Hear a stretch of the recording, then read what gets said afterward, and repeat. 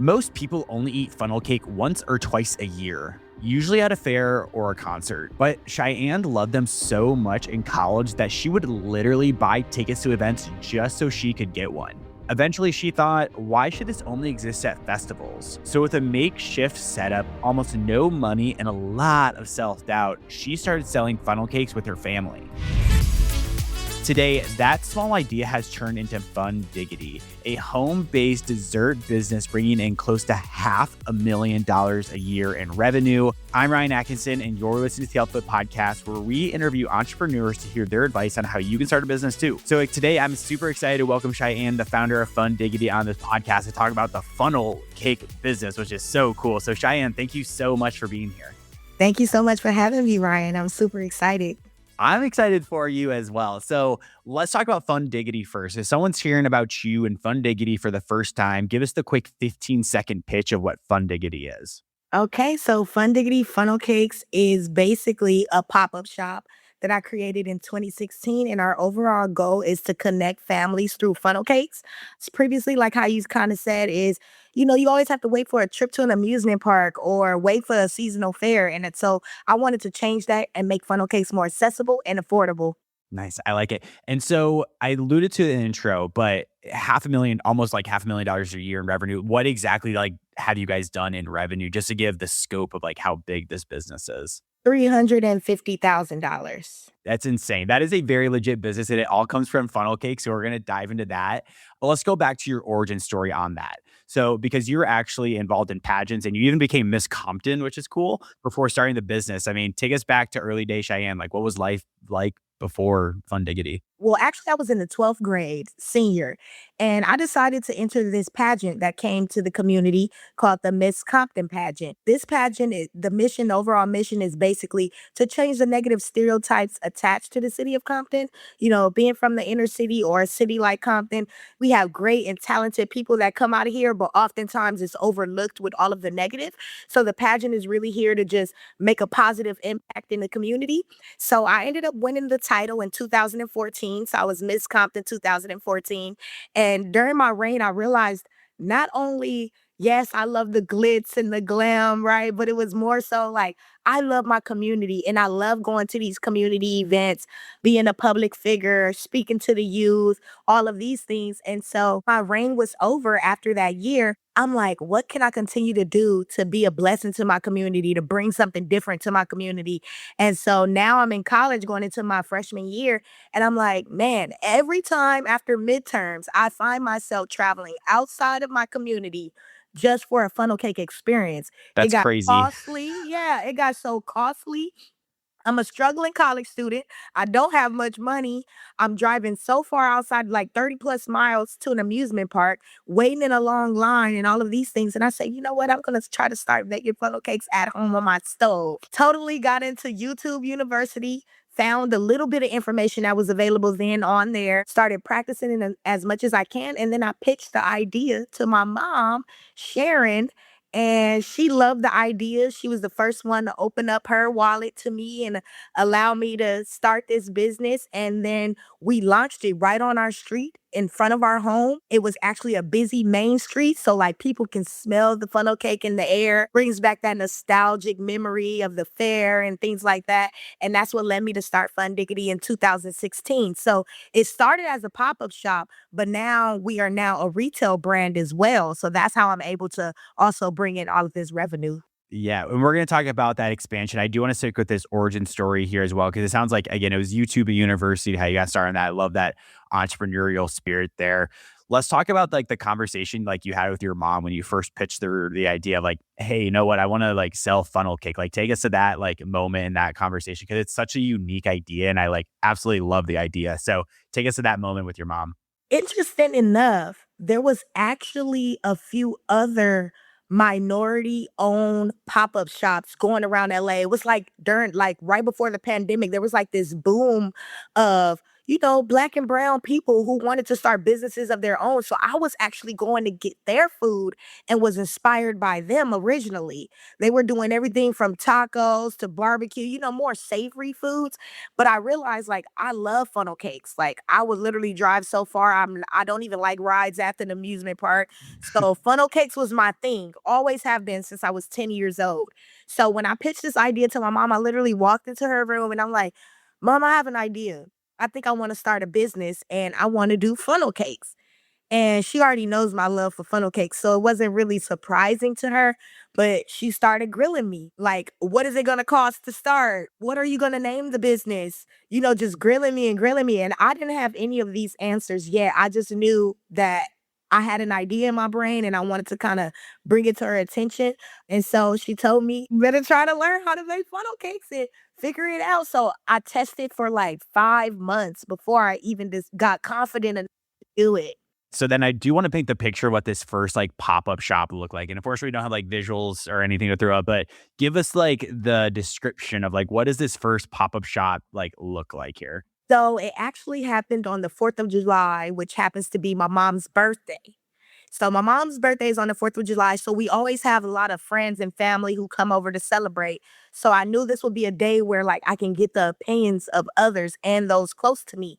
So we threw this party and it was right in our front yard. I just had a tent, a couple tables, a funnel cake fryer, and some chairs just laid out, and my first banner that I got printed at Staples. And and I literally just went from there, allowed everyone to try them. We actually started at $5 for funnel cakes.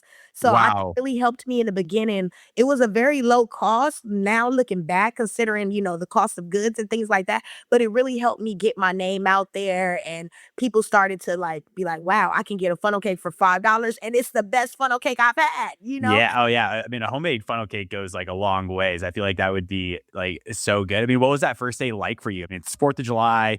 It's $5. People are probably in a good mood. I mean, do you remember what you like did in revenue that day? Ooh, I am not sure what I did in revenue that day, but all I know is that I'm a college student and I made some money, Yeah. so it felt good. And I was like, you know what? I can keep on doing this. So it was just a makeshift setup, nothing spectacular. I love to tell people just start with what you have. We already had those tables, we had a few chairs, and I just bought a tent and a fryer. And that was the humble beginnings of Fun Diggity. That's what I wanted to bring up there. Like what I love about this story is like true entrepreneurial spirit. Like you just launched essentially. And like looking back on it, you might like cringe or you probably like laugh at it. But like that's really how like entrepreneurs get started. It sounds like the advice that you're giving there as well. Absolutely, and I have to thank my mom for that because there were moments that I faced a lot of self-doubt, even though I felt like I had a decent recipe, but my mom was the one to just push me out there. "You're either gonna sink or you're gonna swim." And we made a lot of mistakes that day, but no one knew? So, just go for it. You're never gonna have everything set in stone at the beginning, ever. I love it. And so talk to us about that as well, like the imposter syndrome. Is it something that you dealt with like early on, like launching a company? Like was it your mom that helped you push through or talk to us about like imposter syndrome and like how you approach that early on and like what you know now, how do you advise other entrepreneurs to deal with it? Yeah, so I think a lot of us, whether you're an entrepreneur or not, may face imposter syndrome. And I think it's something that I dealt with very early on in my youth as well. I think these things stem from not only the city that I'm from, Compton, California, but also just the circumstances that I was dealt. I come from humble beginnings. We struggled growing up, all of these things. And I think it kind of caused a lot of self doubt, especially around money. Growing up, I realized that my mom would be struggling here and there, as a single mom after divorcing my father. And I just really wanted to be responsible with my money and learn how to handle money well. So I think a lot of my imposter syndrome is stemmed from like my relationship with money. And so once I was able to break free from that, I think my confidence just skyrocketed. And again, being a pageant queen, that was one of the main benefits of being in a pageant is that it really brung out that confidence in me, allowed me to be a better speaker, talk to people from all walks of life, and just be more relatable and understanding to other people in their situations. And yeah, that's kind of how I overcome my imposter syndrome. So to anyone who is facing imposter syndrome, I think you should just first you have to understand what you're facing, right? You have to like look at it head on and be like, okay.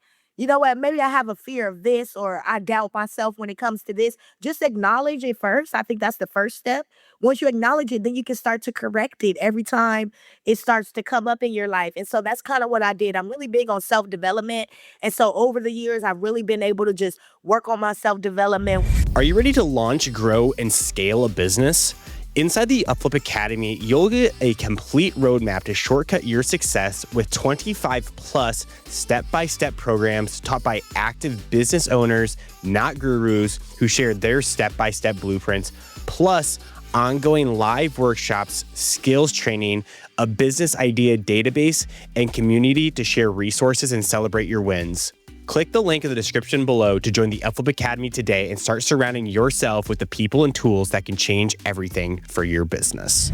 I love that mindset there. That is so great. But I know the listeners are also curious, like funnel cake, like how the heck do you like differentiate yourself? And like for you, like you focus on like three things. It's presentation, texture, and taste. Like how do you dial like those three in? And like how is that your differentiator? My mom told me at the beginning of this, you have to solve a problem or a need in the community. And I knew I had this problem. My problem was I'm tired of driving outside of my community. It's too costly. Like it's not affordable for real. Like a funnel cake, most people end up sharing as a family because they just cost too much. And so I wanted to change those three things originally. So once I figured out like, what is the need in my community? And then also being from the inner city, we don't have funnel cakes accessible to us. It's really hard to have a funnel cake experience. And so I really wanted to focus on presentation because oftentimes I would find I would get a funnel cake and it doesn't look that appetizing, even though I know how it's gonna probably taste. I can smell it. I've had it before. The presentation was never that great to me. And then, two, the texture. Oftentimes, I would go to an amusement park craving this funnel cake for months. I finally get there and I only end up eating the top of the funnel cake because the rest of it is just too doughy, too dense, and doesn't hold up. So presentation, texture, and then taste. I wanted a funnel cake that was lightweight, have that nice vanilla flavoring to it, stays crispy on the outside, moist on the inside. So these are the things that I focus on, and I thought that amusement parks and places that are familiar to where you would get a funnel cake were not doing. And so that's kind of how my social media blew up as well, is because I focused on presentation and my presentation really changed the game for how a funnel cake looks. The way we stack the ice cream on top of the fruit and the whipped cream and drizzle the syrup. It's an art. So I think of funnel cakes as an art. That's a phenomenal bridge, and I appreciate that because I actually wanted to ask you about social media next. So talk to us about the role social media has played in your growth, and have you spent anything on paid marketing? And then talk to us about like how social media has blown up your brand. Believe it or not, again, at the time when I created Fun Diggity, I was a college student, so I didn't have money. And at that time in 2016, ads wasn't even as big as they are now. Paid ads wasn't nearly what it is today. So believe it or not, I had never advertised or run any ads in the beginning of my company. I literally just started with an Instagram page and posting daily on there, and word of mouth is what got me to where I am today. So I like to Heck yeah. always tell people, don't think you need to spend a lot of money on advertisement to get your name out there. Again, start with what you have. Use these social media platforms. And I wasn't shy to being in front of the camera. So I think that saved me a lot. And also with me already having a reign as Miss Compton, already had a following, already had a follower base. My community already knew me. So it was easy for them to like know my story already and want to support me, not only just because I'm selling funnel cakes, but because I am who I am and they know where I come from, where I started, and they wanted to support. So social media, literally Instagram at the beginning, that was all I had. Totally took my business to the next level. People love to like interact with like food posts and stuff. And we even see that with our own channel with like Upflip and everything. So for you, like, is there like a framework of like, was it just consistency or like what's your secret sauce essentially to social media? That's what I'm asking. Again, no one has really seen the process of funnel cakes, right? Like you go to an amusement park, you know what it is, but you've never truly seen the process of it. So that was number one. I was showing the process. letting them see the fryer, letting them see how I pour the batter, how I make the batter, showing them a different side of it. To, again, not even knowing I'm setting them up to be confident enough to possibly make funnel cakes on their own. And then two would be I would just literally make videos. So I think it had a lot to do with being personable. So I would just make videos. Hey guys, it's Cheyenne. Fun Diggity. We're open at 3 p.m. today. Come see us. This is the menu. You know, I would make videos like that a lot. So it was constantly me in their face. So those were the two things that I think really allowed the traction to come was personalized videos in real time saying I'm open today or this and that. And even the bad stuff. When bad things would happen with the business, I'd be like, guys, my tent blew away today. You know, literally that happened before. So I would show them everything in real time. And then on the flip side is the process of how I make the funnel cakes, what my grease looks like, the kind of ingredients we use, the decorating process. Super good. A question that comes to mind here as well. You got opportunities serving people like Kendrick Lamar at like a Kendrick Lamar event. Like that is so cool. Like how did something like that come about? Because that has to be such like a great revenue driver. OMG. So, like, seriously, OMG, that was like a dream come true because Kendrick Lamar is part of the reason why I joined the pageant as well. When he first dropped his first album, Good Kid, Mad City, on the album, his mom talks about give back to your community and do it with your words of encouragement and teach these young black and brown kids that they can do anything they want to do. That stuck with me.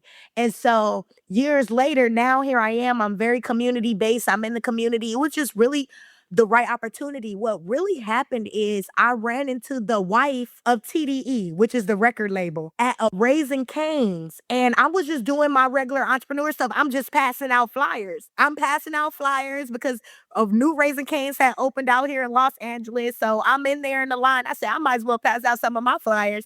I ended up giving her a flyer and she came to try the funnel cakes and she, through word of mouth, told them about me.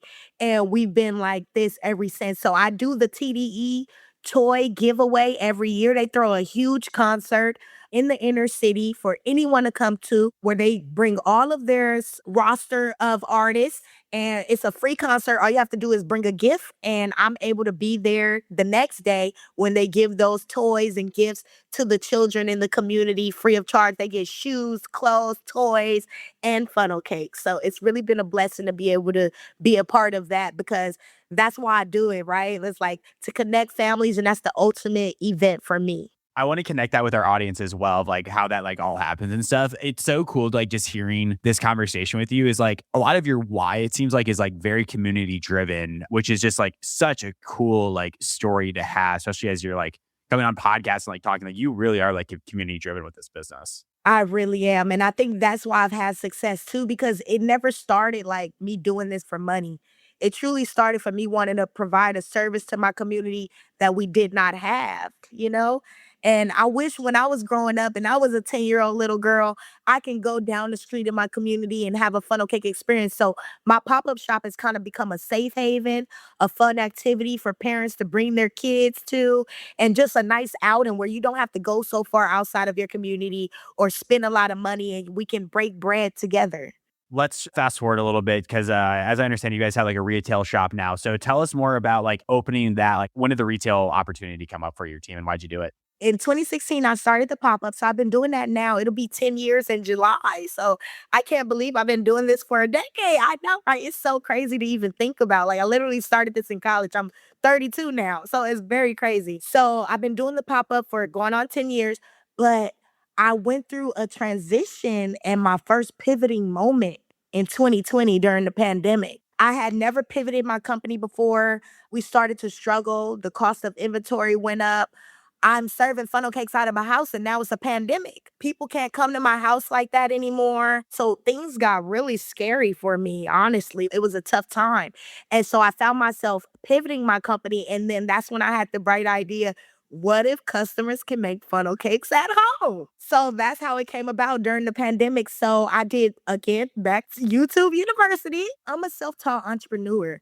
I didn't really have any mentors. There's businesses around me and different programs I'm thankful to have been in now. But before then, I was fully self-taught. So I'm teaching myself like about manufacturers, about how to create a product line, all of these things, formulas, everything. And I found a really great manufacturer that happens to be woman owned.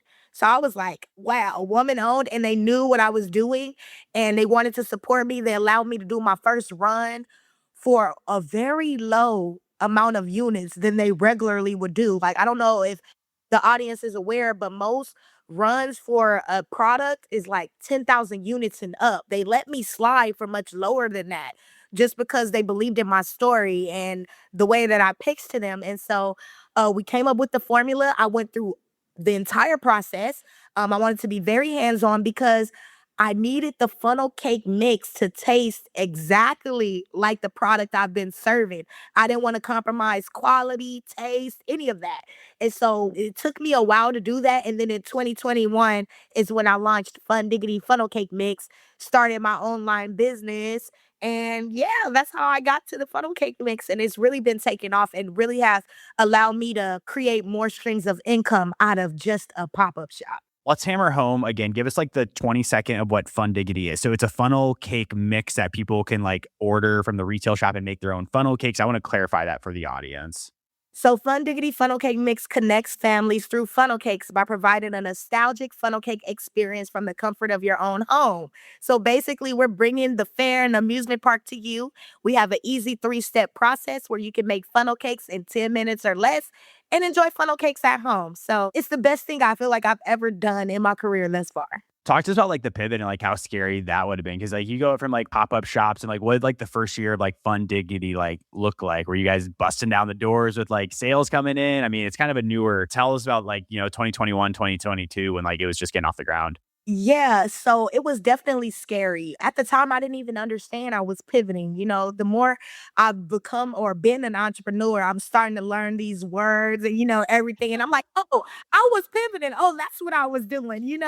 But yeah, so it was a very challenging time because I was losing revenue with the pop up shop.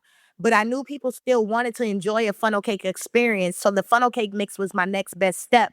But in our first year, when we first launched, we did okay, but it wasn't like anything significant to what I was used to with the pop-up shop. It was just getting off the ground. This is an entirely different business model. I don't know anything about Shopify or So online different. sales or shipping orders, anything. So it was so different for me, a lot of learning curves, but I just took my time with it. I want to say give yourself grace. I really had to give myself a lot of grace and don't be afraid to ask questions, right? Reach out to people. I think in the beginning, man, as an entrepreneur, it can be a lonely journey sometimes, but I learned how to get out of my own way and to ask for help. And the minute I started asking for help, I started learning little things and how to create a line sheet in order to give to grocery stores and things like that. So by 2023, we had scaled into like our first grocery store. Yeah, so it was really amazing to just see myself, just pushing myself out there, not knowing what I'm doing these demos in front of people and getting my name out there, showing up. That's all it took is to just show up, give it your best. I heard a lot of no's, 1,000 no's before I got a yes, but I just kept at it and I believed in my product. Was it scary looking at like the two graphs, like the pop-up shops and like you're like doing this like pivot and stuff, like revenue wise? I mean, that had been like a scary moment because you're like, oh, I don't know what I got myself into, but you're self-starting, you like figured it out. Yeah, but it was really scary because for a while we were just sitting on inventory and wasn't making any sales at all. That's the reality in the beginning because people were already so used to me making the funnel cakes for them that they were a little bit spoiled, right? They know where to come get a good funnel cake from. So I also realized not only was it a new business model for me, it was a new target audience as well. Interesting. It's so interesting because like you really much on you are a self-starter. Like you didn't go to the Harvards of the world to like figure out, oh, how do I make a good pivot? Like you are like truly like a self-starter and like figuring out a pivot and like going to a whole new market. I have to say it's because I'm resilient. I've been through a lot.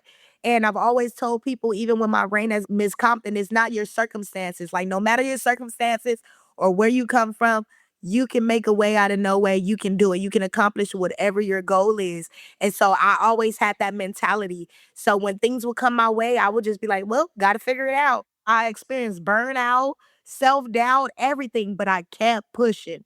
Yeah, so good.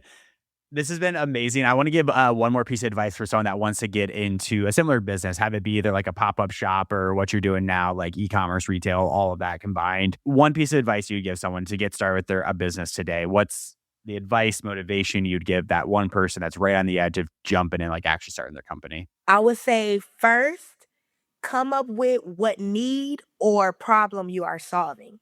If you have that, you literally have everything you need. Knowing your why is going to get you far. Knowing your why is going to help you during those challenging times. Knowing your why is going to keep you motivated when no one else around you is motivated or can see your vision the way you do. So that would be my one piece of advice is know your why and the reason why you're doing what you're doing and what problem or need you're solving for people, and be authentic. I think being authentic is one of the best things you can do, no matter if you're quirky, because I believe that I'm quirky and corny. And that's how the name Fun Diggity came about. But the more I was myself, people, you're gonna attract the tribe that's for you, and you'll build a real community around your brand. And that's what's gonna matter most, more than the monetary gain. I appreciate you being yourself because you like give off just like insanely like good energy. I could tell that from like the first 30 seconds of talking to you. So Cheyenne, I want to thank you so much for being here. Thank Let's you. dive into our fan blitz questions. These are questions submitted from our community. And listeners, if you want to hear from world-class entrepreneurs like Cheyenne, email me at ryan@upflip.com and we'll get your questions answered. But ready for these 5 questions here. Yeah, let's go. Cool. Number 1, what's the most ridiculous funnel cake topping idea you've ever tried? Hot Cheeto funnel cake. So oftentimes I'll get people who give me suggestions, right? Customers who give me suggestions. And hot Cheetos are very popular, whether you believe it or not. And so I was like, let's go for a savory kind of hot funnel cake. Nowadays they have hot ice cream and things like that, spicy ice cream. And so I was like, let's give it a try. So basically it's just a regular funnel cake. There's no hot Cheetos in the batter or anything, but it'll be a scoop of ice cream with hot Cheeto crumbles on top. That was the craziest one I've ever Sounds done. kind of good. Cool. Number 2, if someone's making funnel cakes at home for the first time, what's the one mistake they need to avoid? Ooh, the first mistake you need to avoid is not to make the funnel cake mix too runny. You want it to be smooth, but thick enough to draw. So we have a really cool technique that we teach our customers, which is you draw a star, a circle, and fill in the gaps to make perfect funnel cakes every time. And you won't be able to use that technique if your funnel cake batter is too watery. That's good advice there. What's the most funnel cakes you ever sold in a single day? Ooh, the most I've ever sold in a single day would probably be 10,000. We cater events, everything from college events, birthday parties, everything, corporate events. So I did 10,000 funnel cakes in a day. You're amazing. If you could put a funnel cake stand anywhere in the world, where would it be?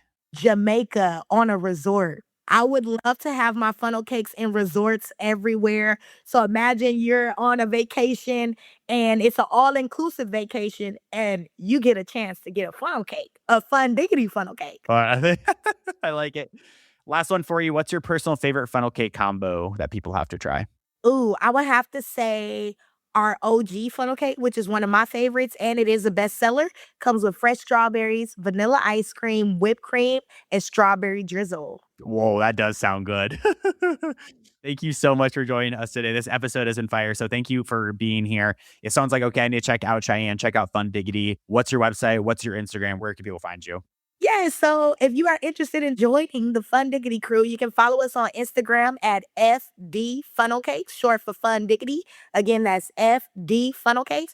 And our website, if you're interested in making funnel cakes at home, is www.fundiggity.com. We also have a tutorial up there and all that good stuff. We would love for you to join the Fun Diggity crew. Listeners, that was a great episode with Cheyenne. 3 quick takeaways for you. Number 1, a great way to get into entrepreneurship is just to be a self-starter. Cheyenne gave multiple examples of her being a self-starter with the YouTube University. Be a self-starter, get your first business off the ground. Number 2, ask for help. That was a quick tidbit she gave people. When you are stuck, when you don't know what you're doing, when you're just getting started, ask people for help. It'll be the best ROI you can get. The number 3, know your why and be authentic. That's how we ended the episode. Know your why and be authentic. You will attract your tribe that you need to be around. So great episode here with Cheyenne. If you guys are enjoying this podcast, please give us a 5-star rating wherever you get your episodes. Helps us get more amazing entrepreneurs like her on the show. And we'll see you next Monday. Cheyenne, you're the best. Thank you so much for being here. Thank you, Ryan. I appreciate it. And I hope you have a Fun Diggity day.